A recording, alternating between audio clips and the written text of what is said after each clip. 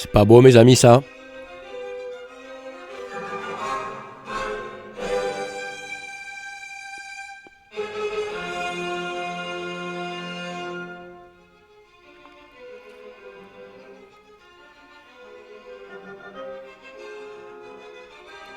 Suivez les graphiques de trading en écoutant de la musique classique. Vous allez voir, c'est fabuleux.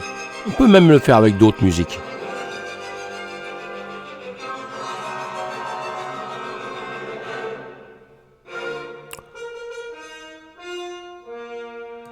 Allez, c'est fabuleux, hein. En tout cas, nous sommes le 19 décembre 2023. Comme tous les jours, on fait le tour de la revue de presse. Évidemment, on parle du marché traditionnel. Ensuite, on va sur le marché de la crypto.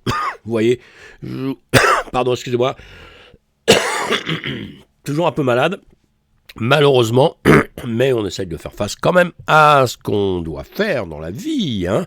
On peut pas rester couché tout le temps au fond de son lit, il faut quand même se mettre en action, même en étant malade. On arrive quand même à se sortir de tout ça. Non, je suis pas en grande forme, hein, quand même, mais ça va aller. Allez, on va parler de la crypto, évidemment, comme on le fait tous les jours. On parle de notre univers, en commençant, comme je vous l'ai dit, en commençant par le marché tradi. Tout de suite, le BTC 42 959, waouh, et le TH 2241. C'était quand même assez super tout ça.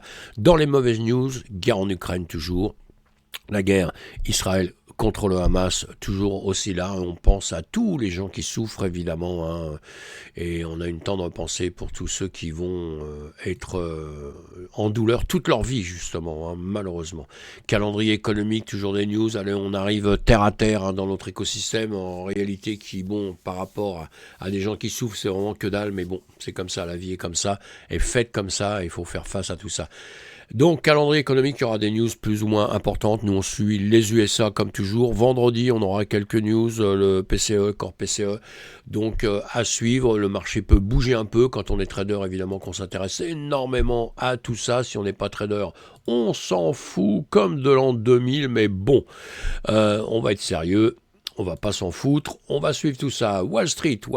Alors donc, évidemment, comme je vous dis, je suis le marché tradi depuis toujours, depuis très très longtemps. La crypto n'existait pas encore.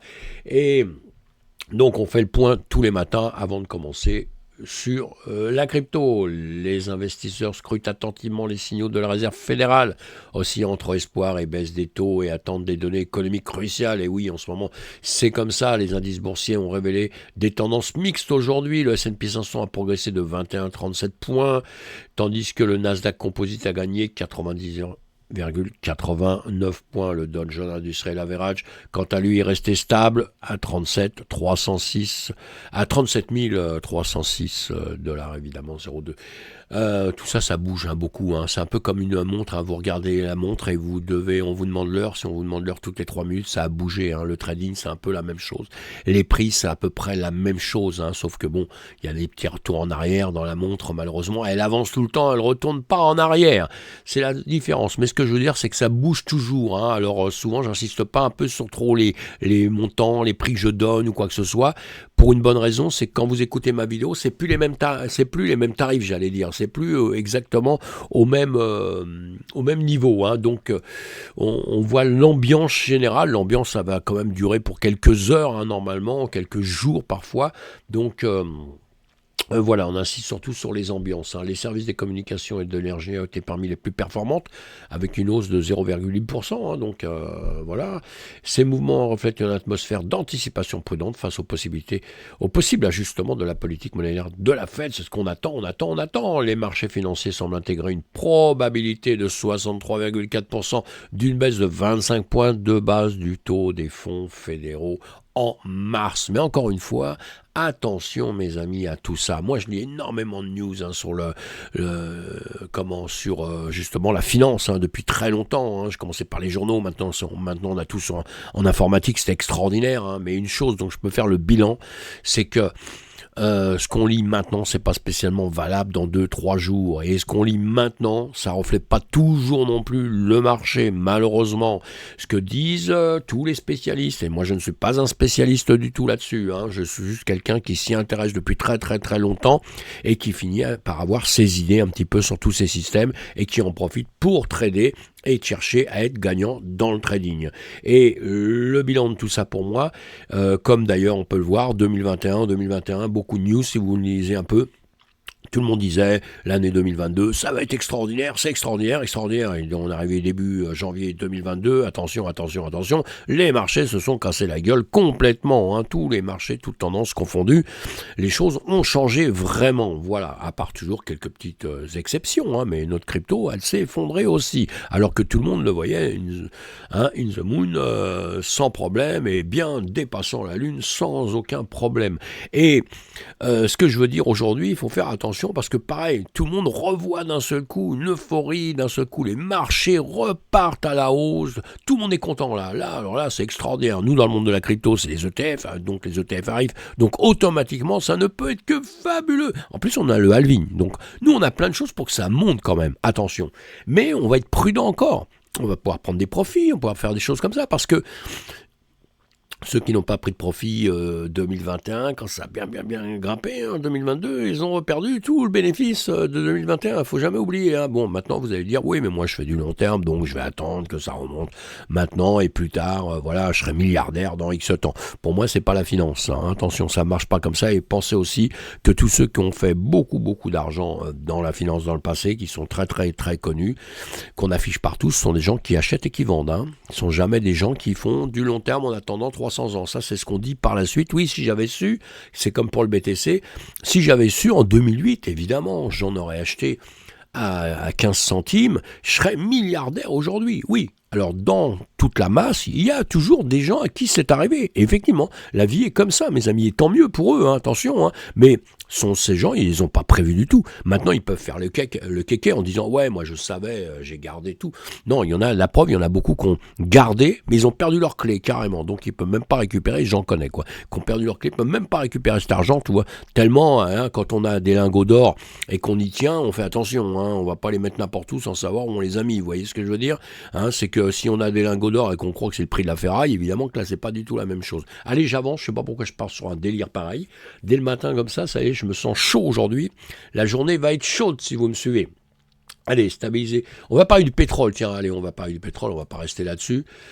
Pétrole, le prix du pétrole, parce qu'il y a quelques petits soucis quand même, hein, au niveau du pétrole. Bon, pas rien de grave là, hein, le prix du pétrole affiche peu de variations ce mardi, voilà, tout à fait, dans un contexte marqué par les récentes attaques des militaires Houthis contre les navires dans la mer Rouge. Donc le problème, il est là, hein, maintenant, les prix là, ils n'ont pas beaucoup bougé. Ce matin, le Brent a légèrement augmenté de 6 cents, voilà, s'établissant à 78,1 $, 0,1 $ le baril.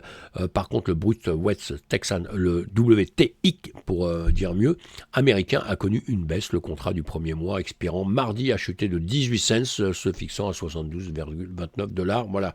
Tandis que le contrat du deuxième mois, lui, plus actif, a reculé de 10 cents, voilà, ou 0,1% pour les gens qui adorent les petits pourcentages. Et je rigole, mais j'en fais partie. Hein.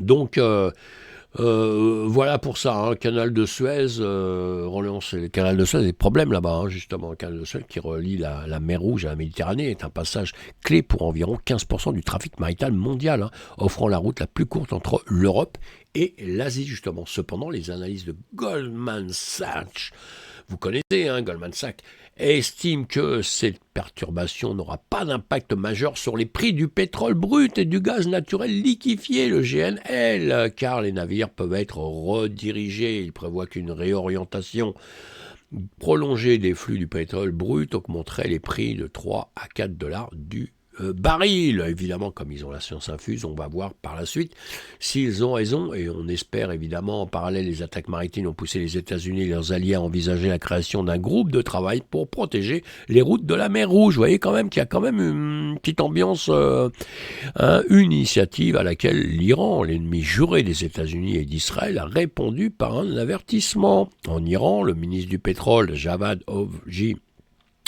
a confirmé que la récente perturbation nationale des stations-service était due à une cyberattaque. Un groupe de pirates accusé par l'Iran d'avoir des liens avec Israël a revendiqué cette attaque qui a impacté les services dans tout le pays. Et oui, par ailleurs, les États-Unis intensifient leurs efforts pour appliquer les sanctions contre la Russie en poussant les expédiateurs et les expéditeurs, a révélé davantage d'informations sur leurs transactions pétrolières avec ce pays. Les responsables américains admettent toutefois que de nombreuses transactions ont échappé à la surveillance occidentale depuis que la Russie a développé sa propre flotte parallèle. On est dans un monde qui bouge quand même. C'est pas que des bonnes news. On comprend bien qu'il y a vraiment un conflit là entre des superpuissances et ce n'est pas en train de s'arrêter. Je parle de tout ça comme ça en 2 secondes, juste pour dire que attention. Attention, on n'est pas dans une bonne période. On est dans des mauvaises périodes, je ne suis pas le seul à le dire, je pense. Alors même si on est faux mot un peu, et moi le premier, on doit quand même toujours mettre un frein et se dire attention à ce que je fais. Et on réfléchit bien à ce qu'on fait justement. Parce que dans des situations comme ça, croyez-moi, il y aura des gagnants, mais il y aura des perdants, mes amis. C'est obligé, c'est comme ça que ça fonctionne, croyez-moi. Depuis que je suis en bourse. Et là, on va regarder un petit peu ce qui va se passer. Le DXY, lui, depuis quelque temps, là, vous voyez bien que ça descendait. C'est une petite reprise à la hausse, mais bon, c'est pas grand-chose. Évidemment, le marché derrière suit cela au niveau du Forex, on a bien compris. Donc voilà, il y a eu des petites baisses, des petites reprises. Il y avait une montée déjà avant, on est en 4 heures, en bougie de 4 heures. On avait une remontée pour aller atteindre pour certains niveaux. On étudie tout ça entre nous, je vous l'ai fait voir là, vous voyez. Parce que ce qu'il y a de bien sur les graphiques c'est très très très très parlant. Il suffit juste de les apprendre un petit peu. Donc vous devez passer un peu de temps à ça. Et on peut le faire ensemble, évidemment. Si vous avez 4,40, donc là, hop, qu'est-ce qu'il nous fait depuis ce matin? Il a démarré plutôt en hausse pour après revenir un peu en arrière et retravailler sur les mêmes niveaux pour remonter. On est en 5 minutes, on peut le mettre en 1 heure de temps maintenant. En 1 heure de temps, ça nous a donné quoi? Ça nous a donné une petite hausse. Voilà pour le 4,40 et le DAX, ma voix toujours aussi catastrophique. Vous l'aurez compris, vous comprenez pourquoi j'écoute de la musique et j'essaie de chanter aussi un petit peu. Allez, BTC, 2 fois 4 heures ici, on réfléchit là, on a fait une petite remontée encore et on est en train de réfléchir, une baisse, une remontée, une réflexion et maintenant on va voir. Le gold, lui pareil, baisse, une remontée. Et tout ça, des bougies de 4 heures, et maintenant une période là où on est en train de réfléchir un petit peu. Le S&P 500 se porte pas trop mal, le Nasdaq se porte pas trop mal, et le pétrole qui nous avait fait une remontée maintenant, pareil, est dans une situation où là peut-être il est petite nouvelle baisse, voilà, dans les 2 fois 4 heures, mais bon, c'est pas sûr que ça continue comme ça, on verra ça dans l'avenir. On va pas faire des pronostics, je suis pas Madame Irma. Moi, mon travail, c'est de regarder sur les graphiques ce qui se passe, et suivant les actions que je fais, quand je m'y intéresse pas, on s'en fout, mais quand je traite des choses où je vais aller dans un certain, si je suis dans la tech, je m'intéresse à tout ce qui se passe dans la tech, etc. Vous avez compris. Allez, BTC 43 013, oh là là, c'est super extraordinaire. Vous allez surveiller toutes vos cryptos un petit peu, voir comment ça se passe, allez voir un peu les tendances, surveillez toujours ça, parce que vous allez voir un petit peu pourquoi les gens les aiment, vous allez voir les communautés aussi, lire un peu les communautés, vous allez aussi sur Google vérifier tout ça.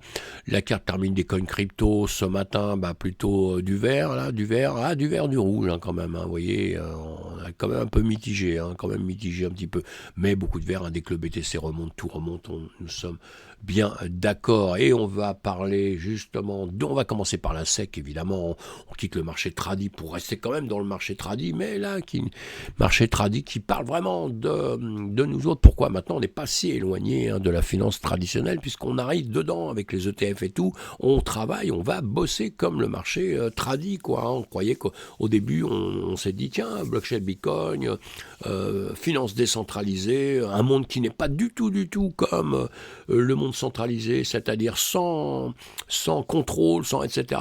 Et là, j'ai l'impression qu'on se rapproche de plus en plus. Je ne sais pas ce que vous en pensez, mais je dis peut-être des conneries, mais j'ai l'impression qu'on est en train d'oublier un petit peu la base de le pourquoi du comment on était là, pour tous ceux qui sont là depuis longtemps, et dans cet écosystème. Et là, d'un seul coup, c'est en train de... les positions sont en train de changer, tout doucement. Allez, on va en parler au fur et à mesure, évidemment, la SEC des États-Unis a récemment pris des mesures concernant un certain nombre d'ETF Ethereum proposés, marquant une étape significative dans le cadre réglementaire des produits financiers basés sur les crypto-monnaies. Évidemment, lundi, l'agence a annoncé l'ouverture de procédures pour l'ETF HDEX Nasdaq Ethereum et le Grayscale Ethereum Future Trust. Cette démarche inclut la demande d'avis public au public sur la possibilité de permettre la cotation de ces fonds négociés en bourse selon les documents officiels. Dans une décision séparée, la SEC a également rapporté sa décision concernant l'ETF Van Eck Ethereum et l'ARC 21 Share ETF Ethereum. En parallèle, elle a sollicité l'avis du public sur ces fonds aussi. Jusqu'à présent, bien que la SEC ait approuvé des ETF basés sur des contrats à terme, sur l'Ether, elle n'a pas encore autorisé un ETF au comptant sur un fonds mixte. En octobre, 9 produits à terme ont été lancés, mais les fonds au comptant restent en attente d'approbation. Donc tout ça, on suit tout ça évidemment de près. Nous sommes concernés, les ETF faisant monter les prix du BTC. BlackRock, évidemment, le géant de la gestion d'actifs, a fait un pas significatif dans le lancement de ce fonds négocié en bourse, ETF basé sur le Bitcoin. Les ETF pas de Bitcoin, baptisés IBIT, a été officiellement enregistré dans un symbole distinct selon un dépôt S-1 modifié lundi auprès de la Security and Exchange Commission. Voilà, le dossier récemment mis à jour a révélé des détails cruciaux concernant le mécanisme de création et de rachat qui serait utilisé par les fonds. Ces développements font suite à des réunions entre BlackRock et les responsables de la SEC, évidemment, au cours desquelles les modalités de ce processus ont été discutées en détail. Selon le dépôt, le fonds émettra et rachètera des paniers de façon continue, principalement en échange d'espèces. Cependant, un mécanisme de rachat en nature reste une possibilité sous réserve de l'approbation réglementaire. Évidemment, cette flexibilité dans le modèle de rachat est notable car elle pourrait influencer de manière dont BlackRock gère le portefeuille de l'ETF. Allez, à suivre tout ça évidemment. Vous avez les liens dans la vidéo et vous pouvez aller creuser tout ce que je vous présente comme article, encore une fois.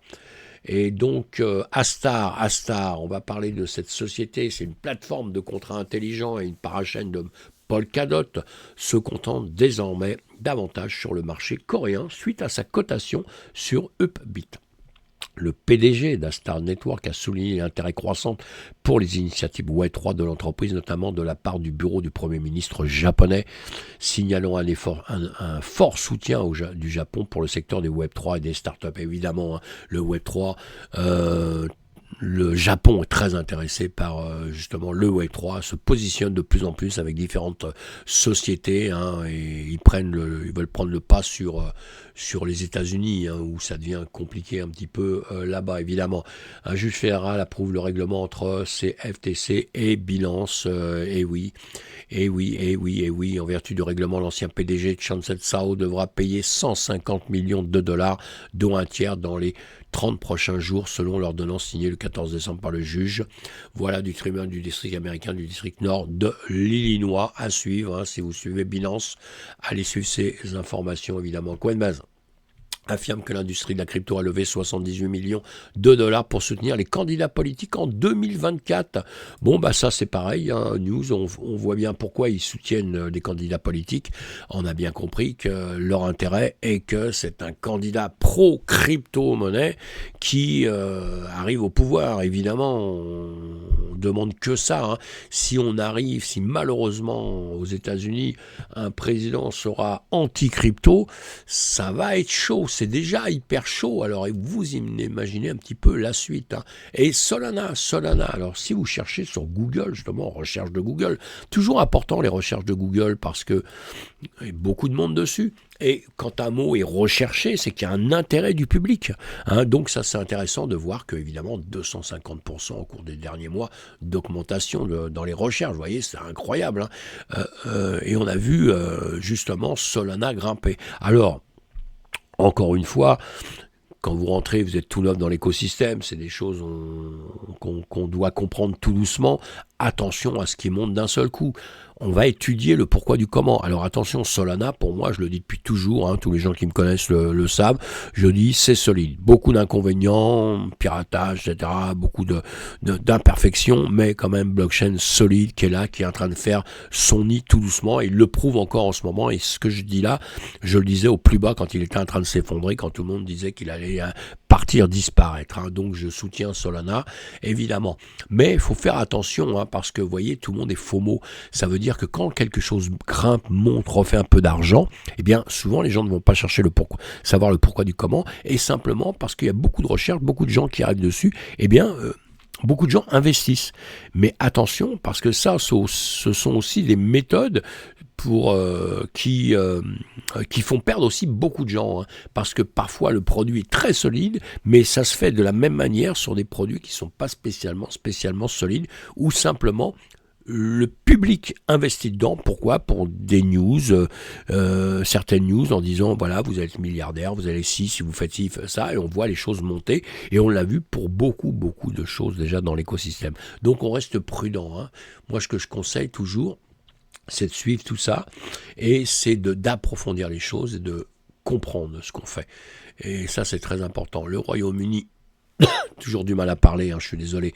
Le Royaume-Uni introduit de nouvelles réglementations pour son Digital Security Standards, évidemment. Hein, ces nouvelles réglementations qui entreront en vigueur le 8 janvier 2024 font partie du Finance Service and Market Act 2023 du gouvernement britannique. Elles ont pour objectif de fournir un cadre réglementaire clair pour les fonctionnements du Digital Security Sandbox, DSS. Au Royaume-Uni, désolé, toujours le même problème avec ma toux.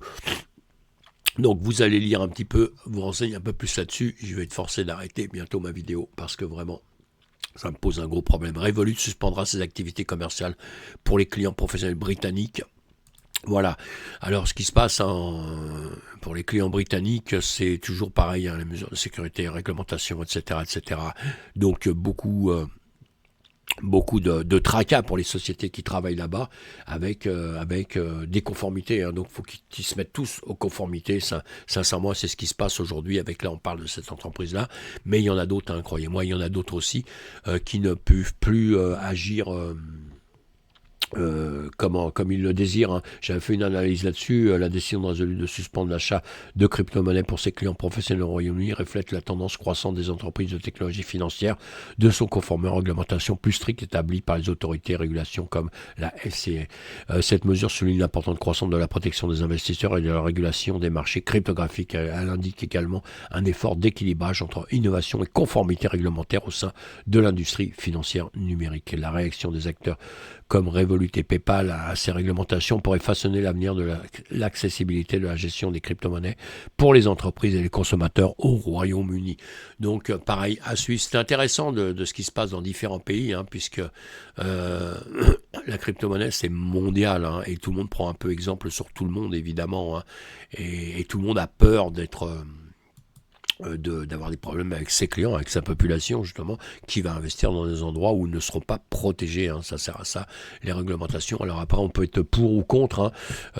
Moi, j'aurais tendance plutôt à parler DeFi, à être simplement dans un monde pas contrôlé, évidemment, mais quelque part, quand on réfléchit bien et qu'on voit des pertes, malheureusement, qui sont arrivées déjà, et qui arrivent aussi dans le marché traditionnel, attention, hein. Moi, je suis pas en train de casser la DeFi, puisque je suis pour la DeFi, je suis pour la crypto-monnaie, vous l'aurez compris, hein, et un gros soutien au Bitcoin, hein. Donc, mais on doit ouvrir les yeux quand même, hein.